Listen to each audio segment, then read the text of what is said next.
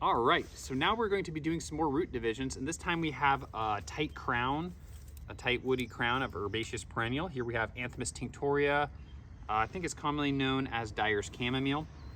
And so I'm gonna take my shovel in and I'm gonna pop up this crown. I did a little bit of digging on it, so it should pop up quite easy.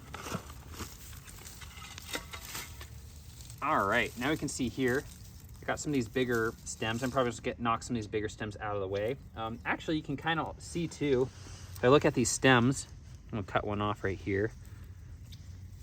I'm gonna cut off the top portion, but you can see there's a stem coming out here and there's actually some roots coming out of it. So I could just cut it right there. That is a plant.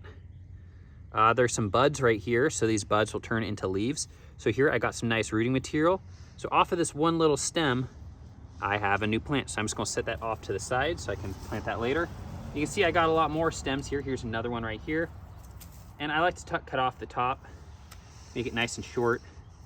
And I can cut it right there. Boom, there's another cutting. So you can see I can do a lot of these stem cuttings, and these are really nice and easy because they already have roots on them. Another way we can do divisions, so we can actually divide up this crown. So I'm gonna try to do that. So one thing is just knocking off some of the soil. I can either do that by hand or knock a little bit off with the hori-hori. And it's okay to give the roots a little bit of a trim. It actually kind of helps to stimulate more root growth. And for this one, I'm probably actually gonna just come in there with the middle of my shovel. I could just cut this whole plant in half and just create two big plants, or I can carefully tease them all apart and make many, many plants. So I'm gonna just cut this bad boy in half to start. I know it seems like I'm being pretty rough with this plant, but when you think about it in the long run, I went from one big plant to now I got two big plants, and actually this section here just came off. And so as you can see, with these sections that come off, there's plenty of leaf growth on there. There's plenty of roots. I can just take this section and easily replant it. So you can see from one individual being dug up and divided out. Sorry, we got the dog on the leash up in front of us.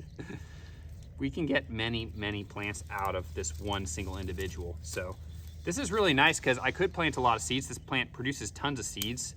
It's really easy to propagate. Makes tons of beautiful yellow flowers. It's in the Asteraceae family, so this is a really wonderful plant to grow. I'm just gonna drop these clumps back in here for now, but I can go plant them elsewhere later. So that is a little bit about how to do woody cut divisions with root divisions.